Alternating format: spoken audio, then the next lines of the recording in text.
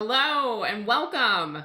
I'm Christy Garton and I am the founder and CEO of 1000 Dreams Fund, a national nonprofit dedicated to fueling the dreams of talented women in need with microgrants, mentorship, and other critical resources during their educational journey.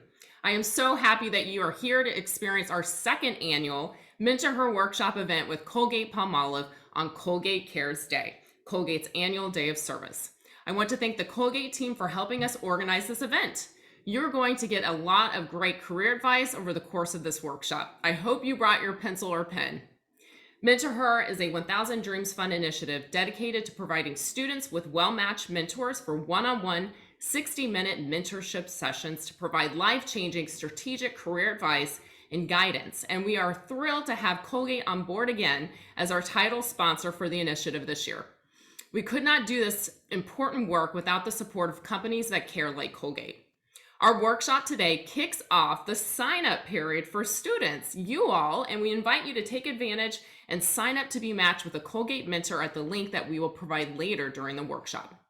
And speaking of our workshop, you are in for a real treat today. We have a very special keynote speaker who I will introduce very shortly with several Colgate executives who graciously volunteered their time to serve as panelists during the 2 panels following our keynote speaker. You will also have the opportunity to ask your questions. Simply type your question in the Q&A tool feature at the bottom of your screen. These questions will then be submitted for use during our Q&A portion at the end of each section of this entire workshop, including our keynote. And now onto our keynote. We are so honored to have Joanna Zucker, CEO of PCA Skin, a Colgate company, as our keynote speaker. Joanna has over 25 years of experience leading brands and businesses in 60 countries across both consumer product good and retail industries, public and private equity-owned companies. Prior to PCA, she was VP of PetSmart's Pet Services Division and spent over 18 years as global business and marketing leader at Procter & Gamble, leading and growing multi-million-dollar brands and businesses in a variety of categories.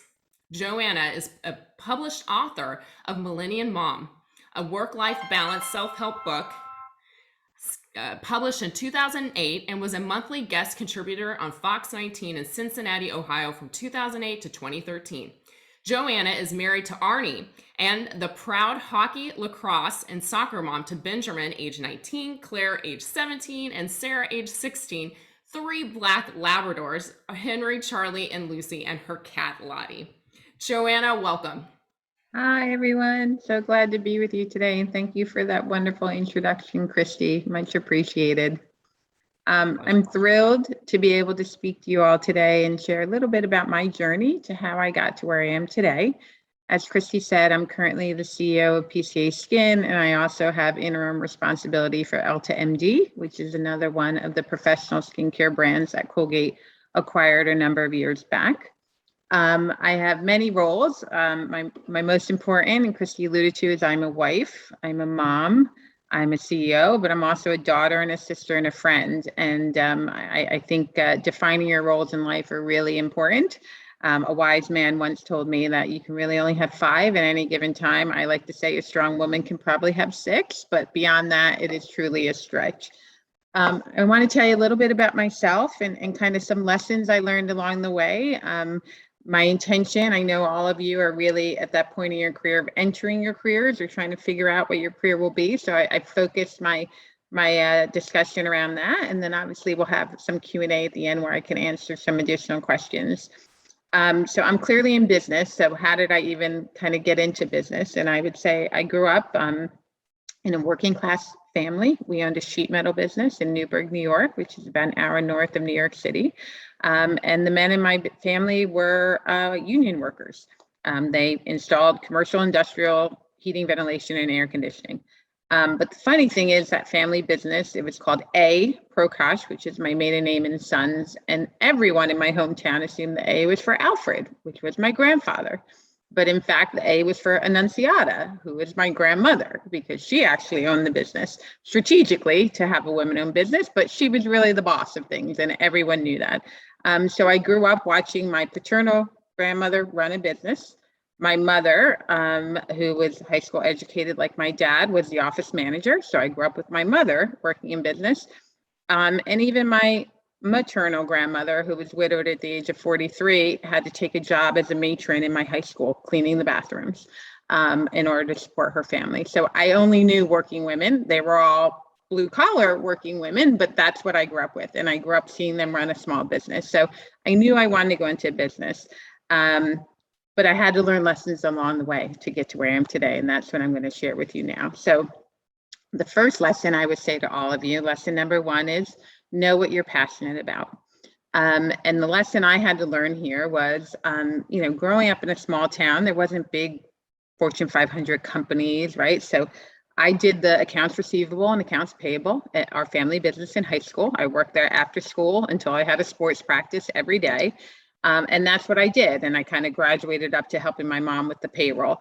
But I knew how to do accounts receivable and accounts payable. And so I went to the accountant a lot with my grandmother and my mom. And so I knew accountants. That's what I saw as business in my hometown. So I thought I was going to go be an accounting major. Thankfully, my high school offered college accounting, and I took it as a senior, and I hated it. It was so boring. And I thought, there's no way in heck I can do this for the rest of my life. Like, I can't do it. And so it was a great lesson. It was probably the most worthwhile high school course I took because it made me relieve. I didn't want to be an accounting major when I went to college. So lesson number one, know what you're passionate about. I was clearly not passionate about accounting. Lesson number two, stay the course. So I went to undergrad at the University of Scranton. I was a marketing major. So again, looking at the majors, I knew I didn't want to do accounting. To me, finance was like accounting. So what else could I do? And I'm like, oh, this marketing thing, what's marketing?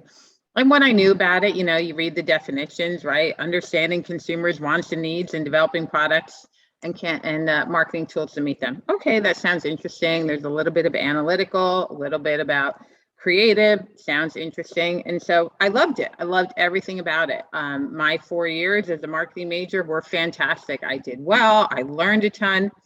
And then I was graduating in 1992 from undergrad. And now I feel silly saying it was a recession because we've had much bigger ones since then, but it was a recession year. And I did very well. I was graduating, I don't know, whatever a 3.8 is, magna cum laude, summa cum laude, whatever the heck that was. But I was nervous about getting a job, right? The accountants were getting a job, ironically, all my friends were accounting majors, but there wasn't a lot of marketing jobs. And I had a wonderful college counselor who said, what do you want to do? I want to go into business. I want to work for a big corporation. And I said, okay, and you really couldn't get into a good MBA program straight from undergrad. And he's like, have you ever thought about law school? You can go get a law degree. It's very valuable. You can go into corporate law, still get into corporate. Thought about it. I didn't know a lot of lawyers. I thought, okay, I'll take the LSAT. I took the LSAT. I did well. I applied to law school. I got in and I went to law school. And so I found myself in the fall of 92 down in Atlanta, Georgia at Emory University, enrolled in law school. And I knew pretty much when the dean finished his speech at orientation that I had made a mistake, but I was going to stay the course and I was going to go to every course once and every course twice. And it got to the point where the deadline was, if you withdraw, you get your tuition back by this date. And I was coming on that date and I had to have a sit down with my parents and say, I screwed up. Like, I made a mistake. I don't want to do this. This is not what I want to do for the rest of my life.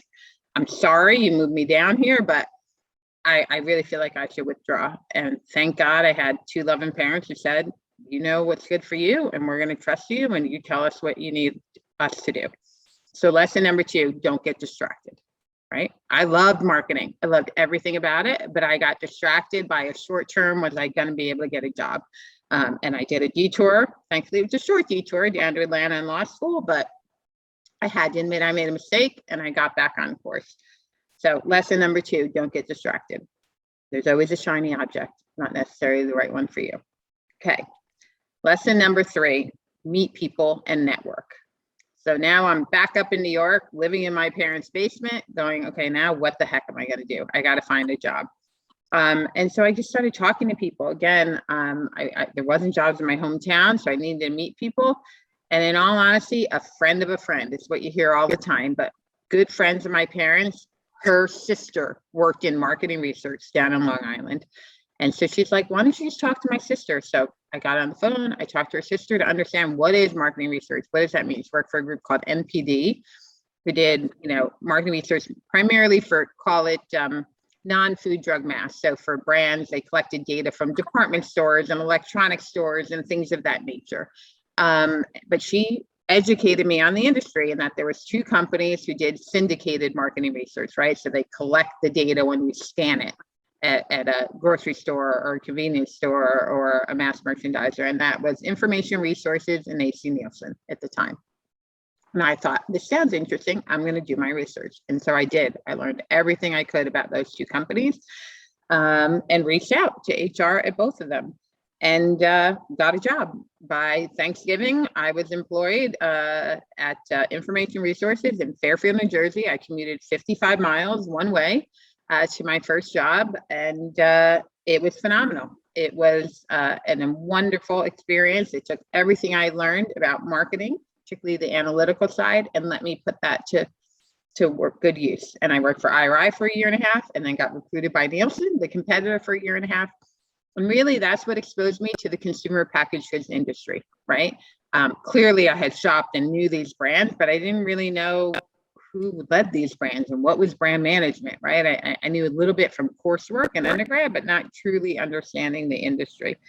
So meet people and network. It was one person, right? A younger sister of my mom and dad's friend who lived in my hometown. And that one conversation just opened up an industry to me that I could research, I could understand, and I could make some connections. And it ended up setting my career on its path.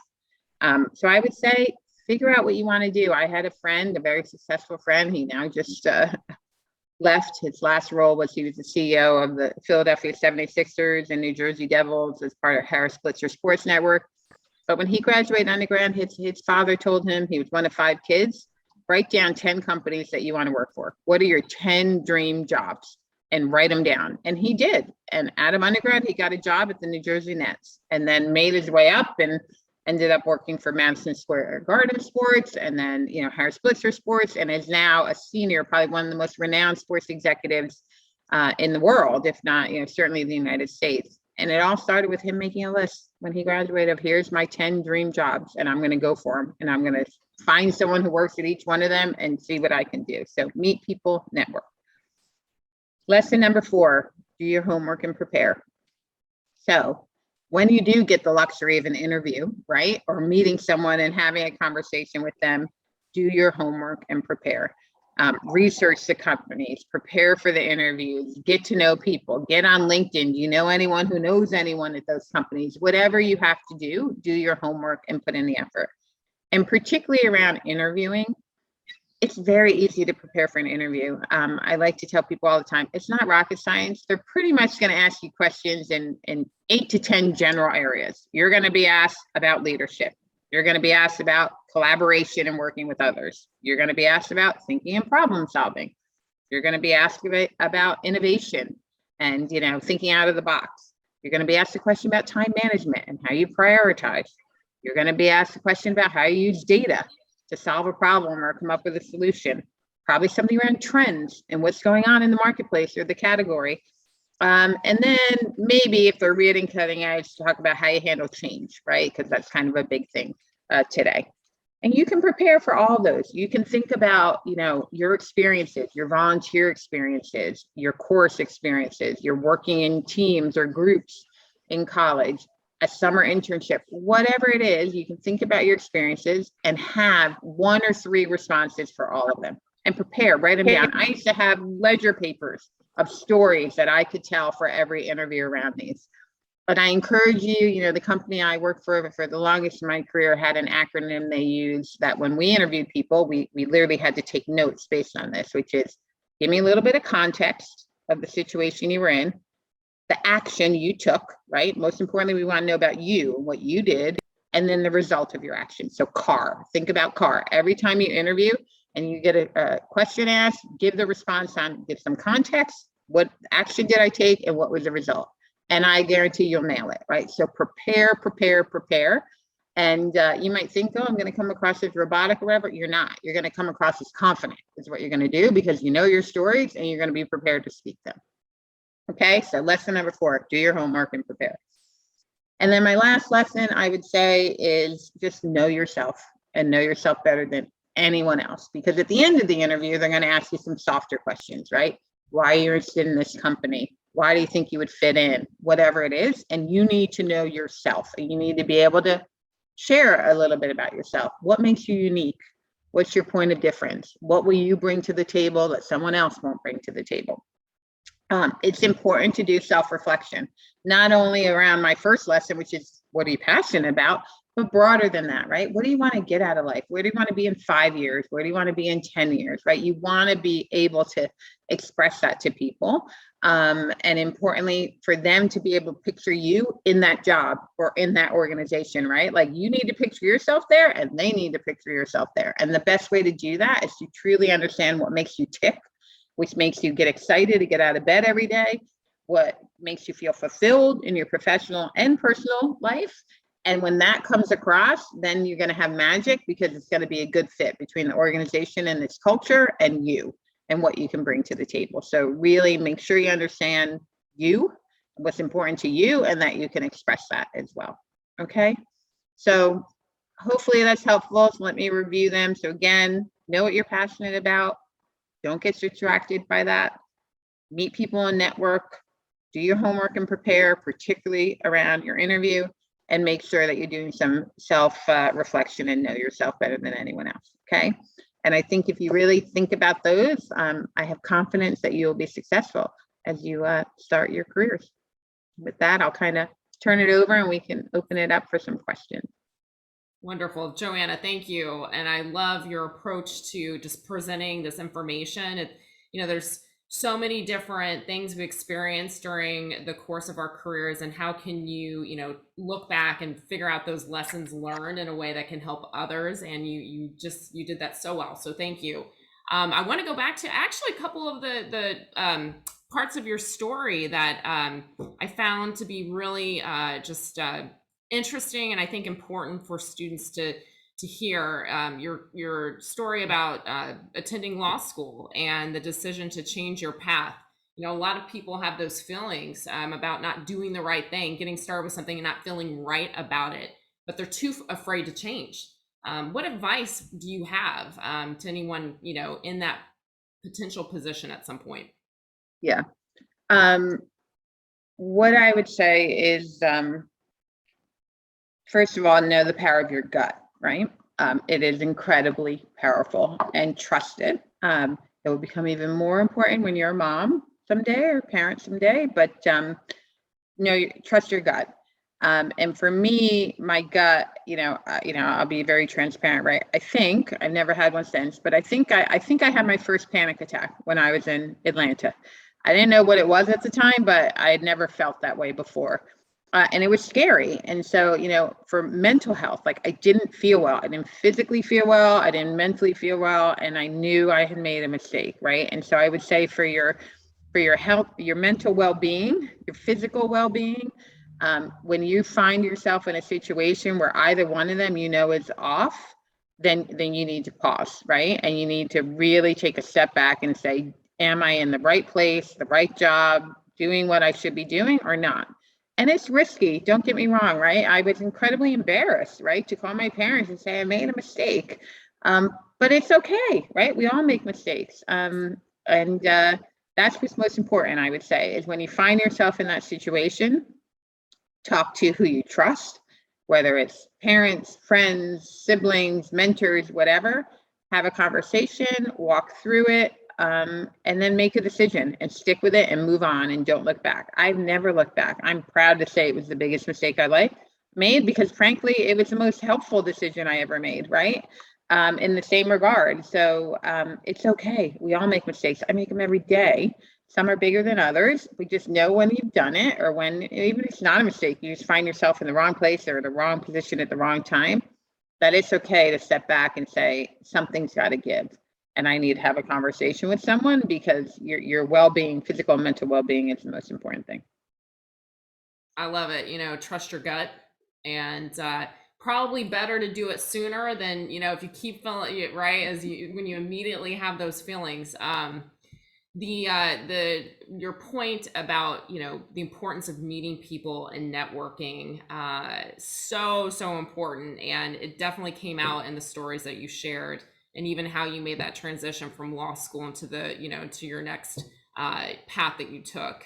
Wanted to hear a little bit more about how important do you feel it is to actually start that process while you're in school, not waiting until after graduation, and how do you get started doing it if you don't have connections, family connections to start? Any advice for our students today? Yeah. So a couple things. One, I would say you do have a network, which is your other students, right? And the student body and your friends. When I think about my network now, yes, some of them are from the jobs I had, but so many are from my classmates, both in undergrad, but more so in graduate school, obviously. They go places, right? And you make connections, and it might not be for a job, but it might be, hey, I'm looking for this type of agency. Have you worked with one? Or, I need a contract manufacturer who knows how to do sunscreens. Do you know anyone in that, or whatever it is? So one, your peers. Two, your faculty, right? They have connections. They have a lot of connections. They might do research for someone. They might have come from industry and moved into academia, whatever it is. So, your counselors, your professors, and so forth are really important, right? And they can help you. They can help you prepare, right? They can help you with letters of recommendation, but they can help you beyond that. And so leverage them is what I would say in the situation you're in school. Great advice. Yeah, I actually authored a book of advice for girls getting ready for college, and talked at length about taking advantage of those college perks. All of these things, resources you're essentially paying for, your tuition is really those connections. And you're so right on, and couldn't agree more how important it is to start meeting people and networking while you're in school. I'm curious about your role as a woman in global business in corporate America. How has that impacted in any significant way the course of your career? It certainly has impacted. I'd lie if not. The obvious one is I took 3 maternity leaves, right? I had 2 years of my career where I was off caring for a baby. My male counterparts didn't have that, right? They never had an off ramp and on ramp to come back in. I did that 3 times, actually 4 times, because I took a sabbatical. And so that was incredibly hard to manage. I'm not going to lie. I worked for a company who was promote from within, up or out. You weren't performing, you got coached out of the company. So every time you took a leave, there was a risk of doing that. I tried to plan them fairly strategically to be in between jobs to make it easier. My first one, ended up being the case, but not to get too personal, but I took 10 months off with my first child. I weaned him from breastfeeding, went back to work, and 3 weeks later got pregnant. Not planned. And so when I found out I was pregnant, I was still doing a special assignment, because the way the company often handled women coming back was to put you in a short-term special assignment until a role opened up, and then you moved into your role. And I was panicking, like, oh my God, what am I going to do? I don't even have my job yet. I knew what job I was going into, but it hadn't started. And so this is where, to me, the most important decision you'll ever make is your partner in life.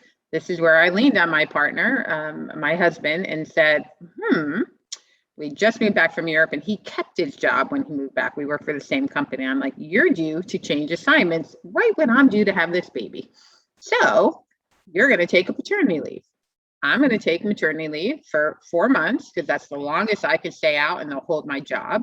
And then you're going to take a leave so that our soon to be arrival, we didn't know if it was a boy or a girl, won't go into daycare until they're about 7 months old. And that's what we did. So we tag teamed, and we both took a leave, and that's how I handled it. Now, it was by far the worst leave of my 3. It was only 4 months. I went back and was pumping in a closet that they turned into a pumping room for me. My people were neglected. My business was neglected. I still came back to it. So it was like hitting a brick wall. And I learned another lesson, so that when I had my 3rd, I made sure I had a break in between jobs, which included putting off a promotion in order to be able to do that. But it was important for my family. So it absolutely affects you if you're going to be a mom. But beyond that, I would say the other way it affected me is on paper, I actually have a very male style of leadership, just in terms of every way my brain's been analyzed, whether it's Myers-Briggs or Herman Meyer, or whatever it is, I tend to skew more male, just in that I'm more analytical, I'm more decisive, some things that are traits typically associated with males. And my entire career, I've been given feedback in a negative way around that. And I tell people all the time, if my name was Joseph, I would have never gotten that piece of feedback, ever gotten it. But because I was a female and it was so unusual or different than what was stereotypically assumed to be the leadership style, I was always told, oh, maybe, let other people talk first. Oh, maybe do they? And it's like, you know what? I'm 99% sure this would have never been given to me as feedback again if my name was different. And what I would tell you is, yes, I adapted. I made sure for me, if I did feel like I had an improvement area, I worked on it. But for 80% of what they told me, I'm like, I'm not going to change, right? I'm not, just because I'm making someone uncomfortable.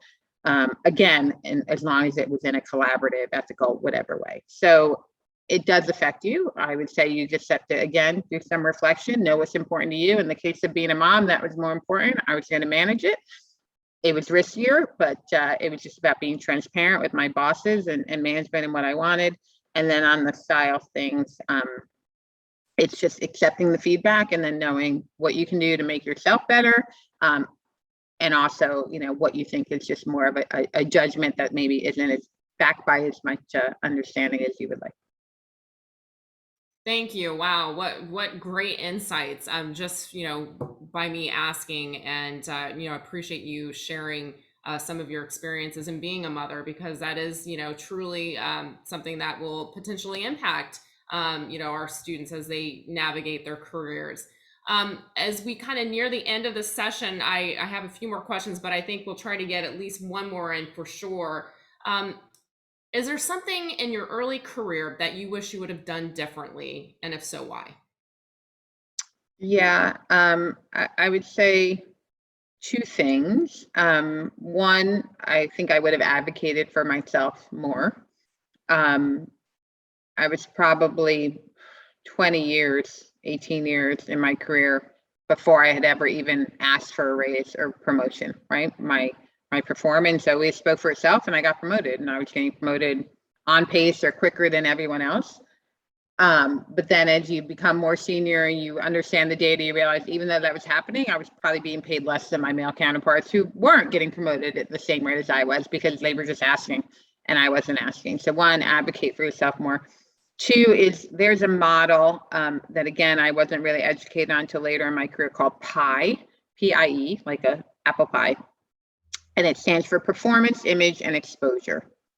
And basically what research has said is that your performance really only is about 10% of the impact on your future career success. Image is about 30%, but exposure is 60%. And I never really cared about exposure. I cared about my little world that I lived in, and I was going to perform better, and my business was going to perform better than anyone else's. And I would get promoted and excel based on that and have opportunities. And again, that was true for a large part of my career. But as you get more senior and maybe your mentors leave the company or go somewhere else, and your exposure isn't as broad as others, you suddenly look up and you go, God, all these people above me I've never worked for, or they don't know me as well as the people that are now running said company outside of here. And that's really, frankly, what ended my career at P&G after 18 years is, when I looked up, everyone I had worked for, again, they were running Sephora and Johnson & Johnson, and I can name every company they were running, but they weren't inside Procter & Gamble anymore. And you need people to pull you, right? And say, I want her on my team. And all the people who did that because they knew my performance no longer were there. So understand the importance of exposure. Wow, I'm taking notes. That's fantastic advice. We are so lucky to have had you join us today. Thank you, Joanna. I want to wish you a best rest of the day, and thank you again. Thank you. Enjoy the rest of the time. I know you have some great panelists coming in, so I appreciate the time you all gave me. I hope that some of what I said was helpful to you all, and please reach out to connect on LinkedIn. Okay, take care. Thank you again. Take Bye. care. Bye-bye. All right, well, coming up, we have two panels starting. First panel will be led by a team member of ours, Chelsea Larcel. She is our programs coordinator, and both of these panels are going to get really specific on career advice for you guys, everything from resumes to how to do interviews, and ultimately how to succeed in the workplace environment once you graduate. So I'm going to hand the baton to her.